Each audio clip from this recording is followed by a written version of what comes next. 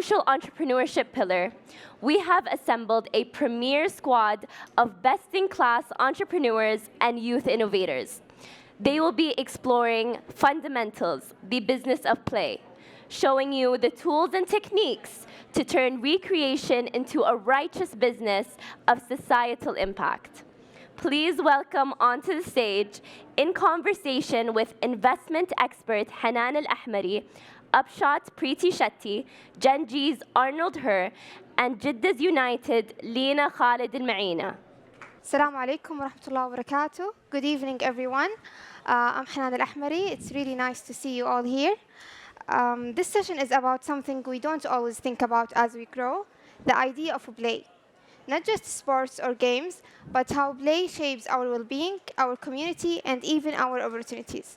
Before we jump in, I want to start by asking you one question. When was the last time you played? A game, a sport, anything that made you feel present for a moment? Because today we are exploring how play can turn into impact, community, and meaningful ventures. And we have a great group with us to explore that together.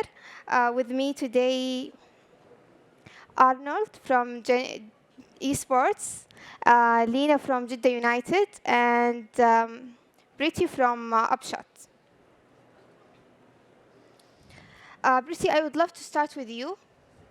Why do so many community programs struggle to measure impact? And what simple tools can young founders use from the beginning? Firstly, thanks for having me. It's my first time and my first day, and so far it's been great. Honestly, I think people just overcomplicate it. We don't need big stadiums and superstars and massive budgets to have impact. I think people think measuring impact is something you need a PhD for, and it's not. It can actually be really simple and straightforward. You start with your impact statement. What is the change that you're trying to make in the world? What is that thing that you're trying to do? And this is where you have to be really ruthless, because if you try and fix everything, you'll fix nothing. So be really clear and have intention. We want young people to feel safer. We want to build confidence in girls. You're starting with that intentional impact statement, right? You're then saying, right, well, what do we know? Let's track that. Who's coming? How many times? You're collecting some basic output data. That forms the basis of our numbers. We're then asking the so what question. So what has happened because we've done that? What change have we made? That can be something as simple as measuring whether confidence has increased before or after, right? This doesn't have to be something really complicated. And then finally, let's bring that to life. What's a story? It can be a quote, it can be a case study, it can be a testimonial from a young person, right? And you put all of those things together, that's it. You've measured your impact. So it's not complicated. I think we overcomplicate it. And a lot of people think that you need to be at a certain point in your project before you can start measuring impact. But that's where they get this wrong. You start right at the beginning, because it's not, you don't have to be big to measure impact. Measuring impact is what will make you big. When we have the story, the next question becomes how we communicate it. You often talk about how turning numbers into stories. How can youth or young founders translate numbers into clear narratives that help them get support and partnerships? Yeah, I think, when you think about sport, we have a lot of stories. It's a very emotive thing. So usually we say something very fluffy and very nice about sport, right? But a story on its own is not credible, and data on its own is incredibly boring. And so how do we put the two things together to really bring it to life? I use a very, very simple model that I teach: stat, statement, so what, right? So our stat, 80% of girls in our program report increased confidence. Story, Aisha, age 14, said, this is the first time I've been able to speak publicly in front of people. So what? Programs like ours increase confidence in girls, something that our communities desperately need. So it's not complicated, but just doing one on its own is not making us feel credible. So the first thing to do is to build trust. And whether you're starting with your story whether you're starting with your data, it's about putting it together so we can be credible and answer the so what question. What difference is this going to make, and why should you care about it? So this isn't the story that I want to tell. This is the story that your audience wants to hear. And if your audience is a funder, then you tweak the story or the statement or the stat slightly. If your audience is the media, I might humanize it more. If my audience is my peers, other young people, then I might use it to convince them why they should come in. So it's not about changing what you're saying, it's about recognizing your audience and making sure that what we're saying is credible. So stat, story, so what? Now we have the story, we have the impact. The next step for many founders is growth. So what's one lesson you have learned about scaling social impact with limited resources? Yeah, I mean, this is every startup to scale's problem, right? We're at a certain point, and then how do we go to the next step? There's a quote that I really love that this reminds me of. They say there's 3 types of people in the world: those who make change happen, those who watch change happen, and those who say, "What happened?" The goal of this and the goal of any scaling of social impact is to get our young people to make change happen. And the way for them to do this is not to work harder. The mistake that we always see is people try and scale activity, but really you should be scaling your systems. The best organizations do this in very, very simple ways. They create repeatable steps. Right? So that could be, I'm tracking attendance, I'm building frameworks, I'm using the same tools over and over again. The goal there is somebody should be able to deliver this tomorrow when I'm not here. Because a lot of social impact projects start with founders, and when the founders go away or the funding goes away, that's it, your project's over. So what we need to be building is something that somebody else can pick up and carry on when we're not here, when we lose interest, or when we get a better job, or any of those things. It shouldn't be reliant on us. The next bit of it is co-creation. We shouldn't be doing this ourselves. We should be doing this with the communities we're trying to serve, right? So we're talking to other young leaders, we're talking to parents, we're talking to volunteers, because people protect what they build. So if you're part of building something, you will naturally protect it. You will naturally be a part of it. That will help this scale, right? Build partnerships early, third thing. Because scaling is not you doing more. Scaling is enabling lots of other people to do it too. So what we're trying to build here is a network and an ecosystem. And then the fourth piece is sustainability.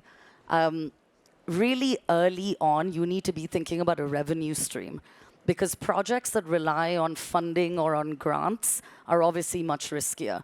And it's easier than you think. Your revenue could be whatever's right for you from this list: events, memberships, sponsorship, facilities, whatever that looks like. I run a non-profit business, and 93% of my income comes from products and services. Only 7% comes from grant funding, which means I'm not reliant on it. But remember, profit and purpose are not enemies. Purpose is your direction, profit is your fuel. Profit is what protects purpose. So if we want to go down this road, and I hear it all the time, people seem to think if you're a young leader, if you're trying to do social impact projects, then it's only about purpose. It isn't. Because purpose will die if it's not sustainable. And so how do we build projects and programs right from the very beginning? And that's why data is so important, where we're saying we're going to prove this works. We're not just reliant on a funder or a donor or helping us out. We're doing it in partnership, and we're scaling the systems, not just the activity. Thank you, Preeti. Arnold, now that we have touched on community impact, I want to shift into a different kind of community, gaming. Esports builds loyalty in a unique way. What can traditional sports or startups learn from how gaming communities grow and stay engaged? You know, I think one of the things that gaming communities do really, really well, and just so people understand what we do, we are Gen.G Esports. We own and operate some of the most competitive teams around the world in esports. We almost got 5th place, but we got 7th place this time at the Esports World Cup.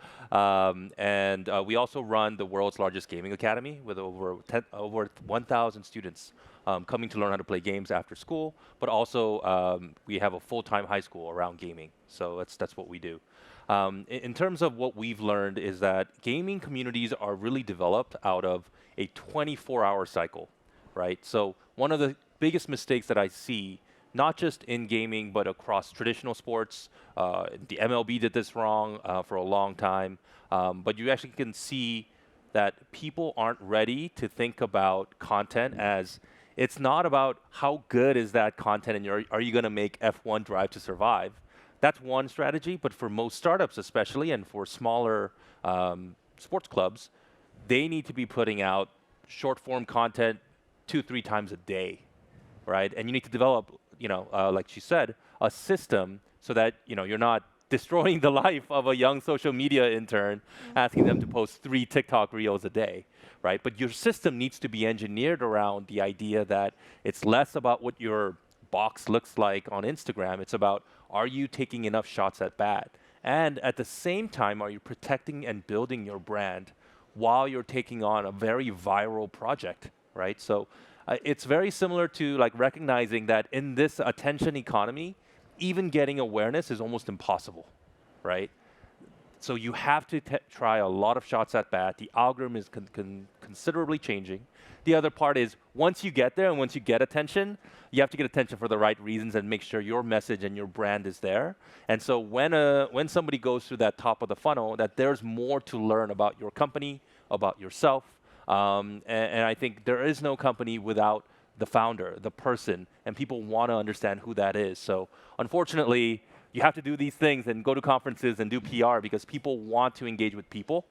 They don't want to engage with just a brand anymore. Loyalty naturally leads us to who feel included. Inclusivity is a big part of your work. So how do you design systems that make these values real, not just words?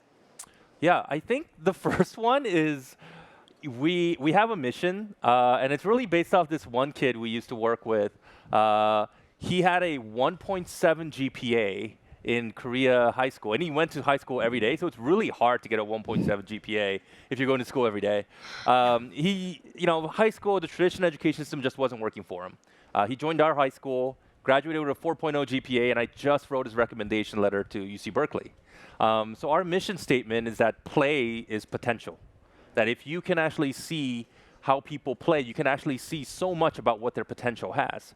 I actually say that gaming is actually one of the most played standardized tests in the world, right? Because you learn so much about how they're thinking strategically, how they're maneuvering, how they're doing all of these things. So in terms of inclusivity, it's one that we have to measure performance, right? I think doing things because it feels good is not how you create success. It's not how you create sustainability. So we create a clear goal, even for content. We say, all right, guys, we're going to judge performance as in, did this piece of content get, for us, it's 200,000 views.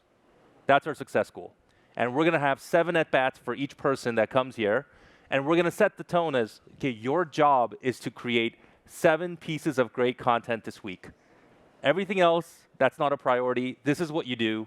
Success is measured by 200,000 views per content. And over time, we're going to sit back and learn together about what worked and what didn't. And eventually, all of us will get better at it. And the reason why I call that true inclusivity is because there's a target, you're learning together, and you're judging failure and success together and learning together. And I think that's the best way to really respect what people can contribute and to create a bigger group that can do this. It's one of the things that actually this system was actually a great way for us to actually start. Even we were the first esports team to start an office here in Riyadh. That wasn't a Saudi local team. And we now created one of the most popular PUBG mobile esports teams. And that's because we really adopted that system of, all right, we're not going to say for this market, this is a big number, this is a small number. It's like, this is just our number. Let's go figure out how we can use all the tools we have to hit that number or not, and eventually get there. Now, if the space is inclusive, the next question is how can young people enter it? So what roles or skills should young people build now to be part of the next phase of esports? Oh, I have so many opinions on this one. So first off, I think way too many young people are very specific in their target. So they say, I want to do social media for the Falcons, and every other job, it's not good enough. That is the worst approach in the world. I always say it's not chess, it's directional, right? So Number one thing is just pick a right direction. And every step you take, as long as it's in that right direction and you do a great job, all of those dots will connect. And as you do them, you'll figure out the exact next step that you have to do. In order to do that, the number two thing is you need to have a portfolio. I hate when somebody says, I want to do marketing, and they don't have an Instagram page. I'm like, just make one up. Make one up, not even about yourself if you want to be private, but make something about best fried chicken in the city, right? Like, and talk about it, right? You have to have a portfolio. It doesn't matter if it's 10 users, 100 users, or 1 million. Without a portfolio, don't even come for an interview. And I think the third one, I think is probably the most important, is making sure that when you are applying and that you have these opportunities, that you're making that check to make sure that, hey, is this really that direction that I want to go? Am I coming with that portfolio that I want to have? And I think one of the things that we try to do is try to teach that very early. One of the dangers that I see, especially in this market, especially having worked here now for a few years with different university partners, different esports clubs and everything, there's, in the worldwide market, I think nobody really wants really smart people with general knowledge anymore. So what I mean by that is people care more about, if you say you want to do marketing, you come with a portfolio saying, I'm a great Instagram marketer, but I'm not a very good YouTube marketer.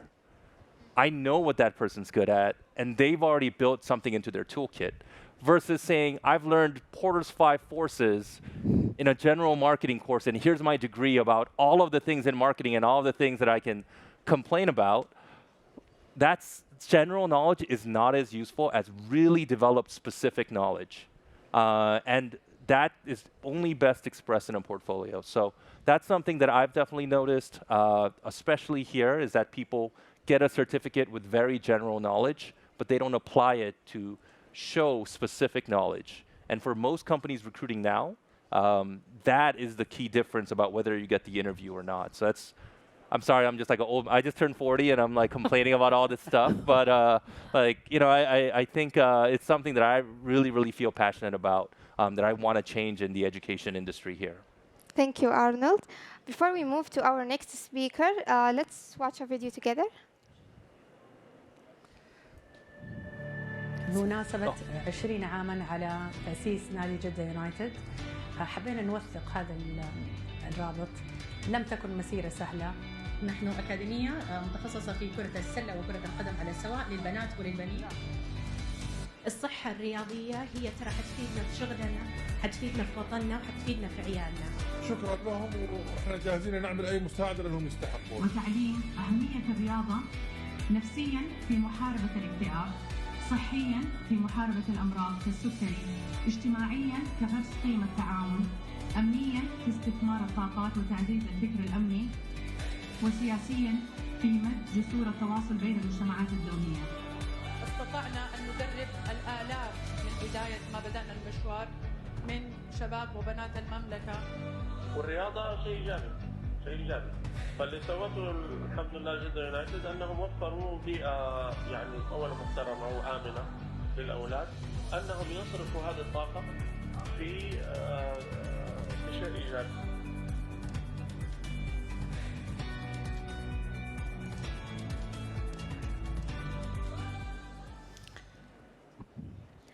Lina, after we talked about digital communities, I want to bring this conversation back to the grassroots level, to real people and real communities. You founded Jeddah United at the time when women's sports in Saudi were still emerging. What helped you to take that first step with confidence? أولاً السلام عليكم جميعاً. I'm very happy to be here with this power panel, so inspiring. And thank you, Hanan, so much for this opportunity. قلنا نحط الفيديو just to kind of allow you to visualize the journey in the past 22 years. Honestly, and to be very, very يعني, to the point, what inspired me to start this whole project was the search for happiness. And I'll tell you why. Because when I started this project, I was actually going through a very difficult time psychologically. I was going through a very low moment of my life. I felt very restless, not satisfied, depressed, basically. And when I regrouped with my friends and family and started playing for the first time in March of 2003, I felt like I was on cloud 9. And I said, if I feel this amount of transformation, I want everybody in my community to have that sense of emotional balance, happiness, satisfaction. Because whether you're in sports, whether you're a student, whether in the workforce, whether you're a mother, if you are emotionally balanced, you will be a good citizen, not just for your own country and community, but a citizen of the world. And that's really was my intention when I first started. I didn't start with Dirasa Jadwa. I didn't do a business plan. I didn't think of the numbers. I did it as a social entrepreneurship. But like you said, to be sustainable, you need to think about profits and in order for you to be able to continue and survive. That's exactly what we did. But it started with الصحة النفسية, يعني search for that, and psychological well-being. But of course, physical يعني the physical. When I looked at the numbers, 1 out of 4 Saudis was diabetic. You had depression. You had osteoporosis. And by the way, even breast cancer. By the way, there are a lot of one of the studies, there were 40 different studies that physical activity was a prevention for breast cancer. And even in the case of if there were cases, your body's able to fight and be, through the treatment. So I looked at it from a psychological importance, physical importance, social importance, and sports from a diplomatic perspective. I'll tell you why. Because back in 2003, before social media, Saudi Arabia was one of the most misrepresented countries in the world. Right. There was a certain stereotype when you say Saudi Arabia and you say women specifically, there was this narrative. It was really a negative, I have to say, back in 2003. So when we started the project and we came out in at the time, the TV channels, Reuters, CNN, BBC, all these channels, we gave a different perspective of Saudi Arabia, Saudi women, and know that women in Saudi Arabia are not oppressed and repressed. They are, there are segments in society that are empowered and they're active and, they are trying to make a difference for their communities. So just to sum it up, these were really the motives behind. MashaAllah, we are proud of you. When someone takes that first step, usually always the next challenge is how to build the trust. Mm-hmm. So how did you create an inclusive environment like training boys and girls together while building trust and community support? So I can tell you out of experience, when my brother used to go to the clubs, my mother would send some chaperones with him because she wasn't able to go and attend with him, and he was young, and you want to make sure that you protect your child. So when I started the project, I felt like it has to be family. It has to be a family environment. It has to be a place where the father, the mother, the grandparents, the aunts, the sisters, the siblings can come and see their sons and daughters play, whether it's football and basketball. I focus on the 2 most popular sports in Saudi Arabia. يعني football أكيد number 1. I'm so honored that we are hosting the Asia Cup in 2027, the World Cup, alhamdulillah, in 2034. So it's not just physical activity, but it's also social empowerment. You learn a lot of the values. You learn about team sports. You learn about discipline, leadership, respecting your opponent. So we're so big on sportsmanship. Because unfortunately, not all the clubs or not all the people behind the scenes focus on it. But for us, it's a biggie. It's really important to, as great as your skills are, as great as your level of respect for your opponent is. So that was another factor, as well as inclusiveness. And I'll tell you something. One of the happiest days of my life, I remember I was in our football field. It was the 25th of April, 2016. And it was the announcement of Vision 2030. And I was reading the objectives. I'm like, the increasing of participation from 13% to 40%. And I kept looking and looking and looking. And I'm like, oh, so it's for everybody. It's not just gender specific. And the rest really is game over. Today, I heard our Minister of Sports in the stage today, and he said something. He said, it's not easy. The sports industry, the sports business is not easy. Being an athlete is not easy. But he said, nothing is easy. If no matter what sector, I'm quoting him in my own words, no matter what the sector is, you need to work hard, you need perseverance, you need the passion, you need all of that together in order for you to persevere. And alhamdulillah, it's been 22 years. It wasn't an easy journey. The challenges today are different than the challenges before. Today, there are more economic challenges. Competition is on the rise. But I really believe in order for any sector to succeed, especially in the sports and maybe specifically, you have to think outside the box. You have to be creative. I cannot compete against Al-Hilal. مع الفارق. At the end of the day, I'm a private club. But if I want to be out there and I want to make a difference, then I really need to think creatively and think of things, maybe partnerships, collaborations that will enable me to make a difference and to be an impactful club. Once that trust exists, the final question becomes, what's the real impact? So what tells you your work is creating real, meaningful impact today? Right. So I also want to say I'm a proud graduate of the 2030 MISC leadership program, and which is also a member of the Saudi Leadership Society. We have the head of the chapter of Al-Gharbiyya here, Dr. Noor Al-Jundi, talking about leadership and how it is related.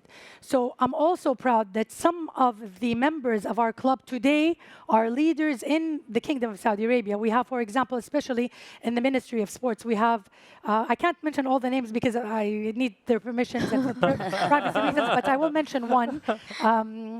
Batul Baroum, who is the head of the Saudi Olympic Academy in Saudi Arabia today. She was a big part of our club. She was a member of our women's basketball team back in, I would say, 2009. So when you see these success stories, you're always proud that there is impact, people who are making a difference. So not just on a leadership level, the fact that a child is not being addicted and sitting in his room and sitting for tons, because you need to have a balance. I'm all for esports. We were talking about the Tekken 8, but I feel like there needs to be a balance. Totally. So when the kids are on the field, they're running, for me, that's a success. And he's not just sitting there the whole 8 hours on, especially on his mobile or his iPad. So to me, that's a success. It's not just about the champions that were created, the boys and girls from our club who made it to the national team. Yes, that's the elite, but also the mass participation. The fact that our numbers contribute to the objective of Saudi Vision 2030 to reach to the increasing of participation. Our target, this is very important, was 40% by 2030.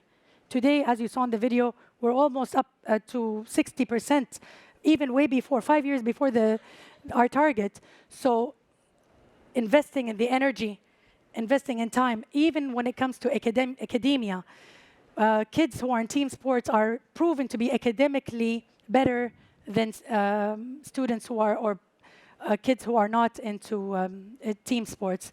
So these are, I think, the things that I can tell you that the impact that I feel is important. And obviously, other than the fact that so honored that we won the Saudi Games for the women's basketball, our club. And my daughter played on the team, and I was like, I wish that I was one. I wish I was a Saudi national player.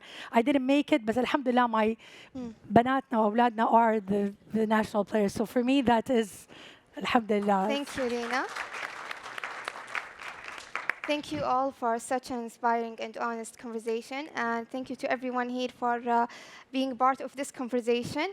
Today we saw how play can create real impact, build communities, and open opportunities. So as we leave this room, let's carry the spirit of play into what we build next, because that's where real impact and real community begin. Thank you, everyone. Enjoy the rest of the party.